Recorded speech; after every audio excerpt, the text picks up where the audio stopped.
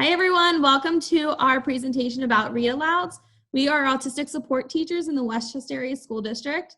My name is Erin Hadfield and I teach K through 2nd grade. My name's Nicole Verbis and I also teach K through 2nd grade. My name is Jill Lisowski and I teach grades 3 through 5. My name is Maria Overturf and I teach K through 2nd grade. So to start off, we just told you we're all elementary school teachers in the Westchester Area School District. When we set up our read-alouds, we want to design it where there is at least one teacher per class. So we're all there to model and demonstrate responses for students if needed. We have learners of all levels, both vocal and non-vocal, and for the learners in level 3, we could be targeting certain responses that at the same time we get to expose to a level 1 learner. The parents are also present to support their students and reinforce as needed. The reason why we decided to do these read-alouds is, first off, we got feedback saying that the kids did want to see each other. They miss seeing each other in the classroom. So this provides an opportunity for students to see friends.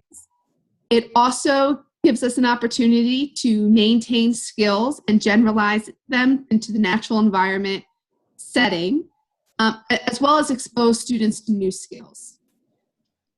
We also try to facilitate collaboration between ourselves and parents. We constantly ask for feedback, which we will get into a little bit later.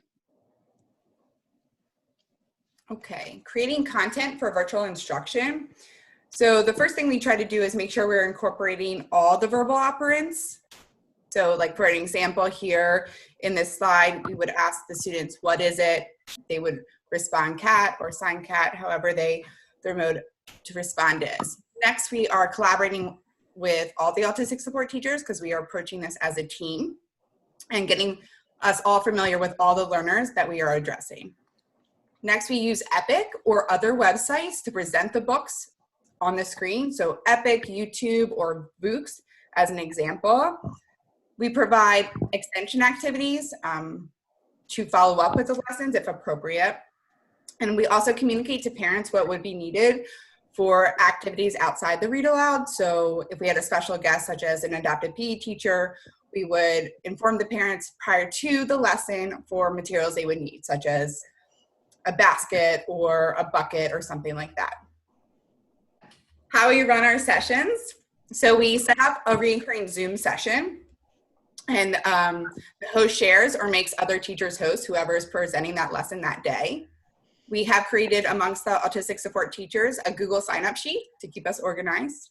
And one teacher will monitor the participants entering the Zoom session to, get them out of the waiting room and let them into the session.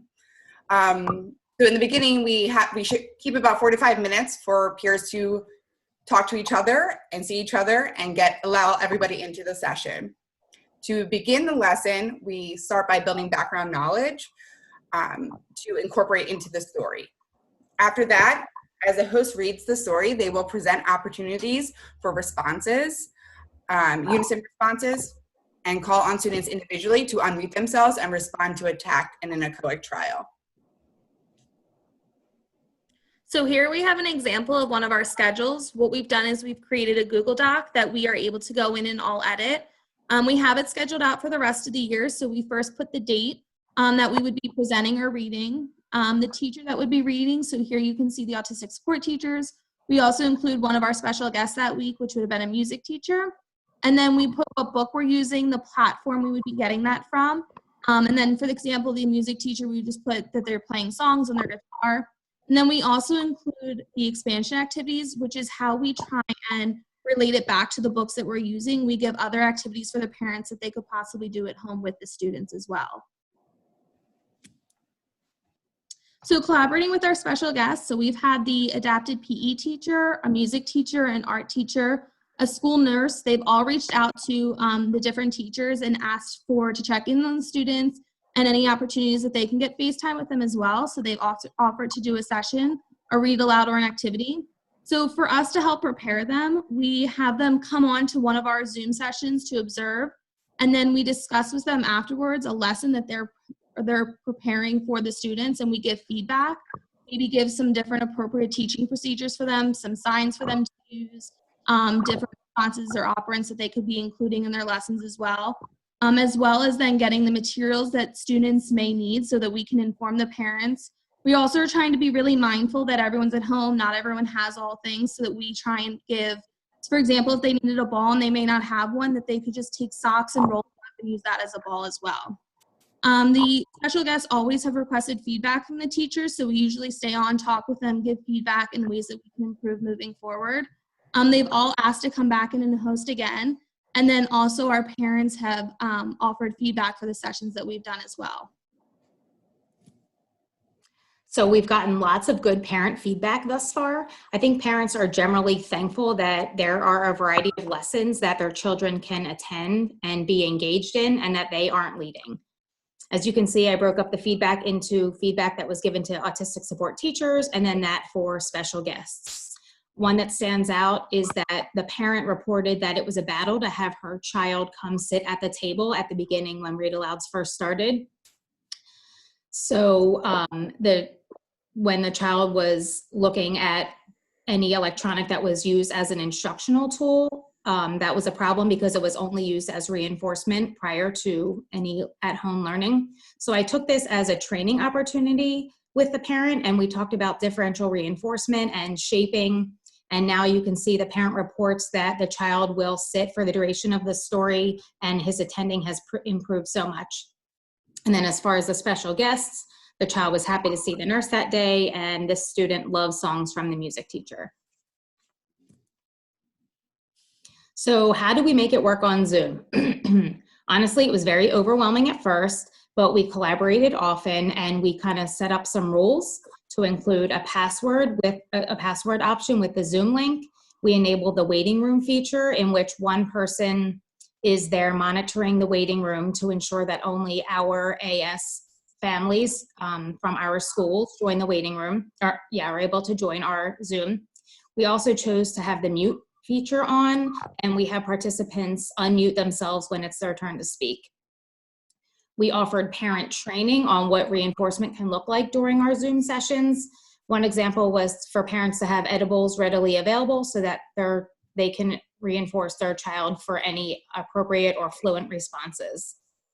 We asked for parent feedback to guide our behavior during our sessions. So the first session, the mute all option was not enabled. In the next session, we enabled it.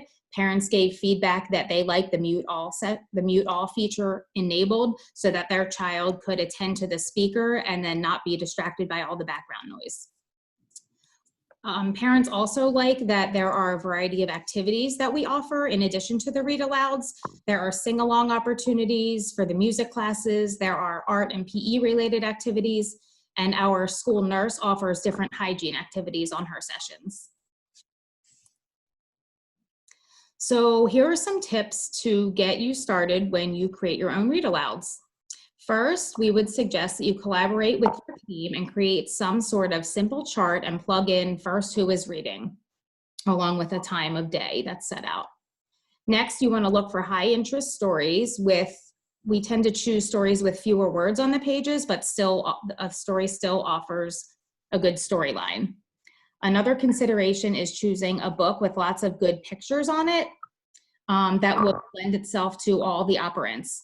You can see Pete the Cat's a fan favorite here. Higher learners could tack parts and features. Just in this title page alone, the cat, there's parts of a cat, legs, tail, eyes, nose, parts of a car, there's tires here. Feature function class, tell me something that you drive. Some earlier learners can practice some imitation skills. Do this, sign fish. Do this, sign cat or car. And then some other operants that could be included would be labeling anything. So tell me what this is, and we will kind of scroll the cursor over the car. They could sign or say car. Everybody can follow the listener responses, find the fish, or some echoic skills. Say cat, say fish, say driving, something like that. So we created a mock read aloud so you can see everything in action, and you'll see the types of questions that we ask the learners as well as some choral and individual responses. How about, can everyone make the sign for cat? You can go like this, or you can do this. Kind of like you're making whiskers. That's the sign for cat. Or this. Cat. Or that. And Sarah, a cat goes Meow. meow. You got it. Pete, the pet for Pete. Pete is going to the pet store. He's going to get a pet. Pete wants a bird, a hamster, or a lizard. But then Pete sees a goldfish. That's what I want, he tells his mom. Right here, we see Pete and his mom. They're inside of something. Cole, can you tell me what they're inside? A car. A car. And Cole, what is this that Pete has on him? A seatbelt. It's a seatbelt. You got it. And Evan, what is his mom doing? You're right. The mom is driving the car. Let's look at the pictures over here. Leah, what's this inside the cage?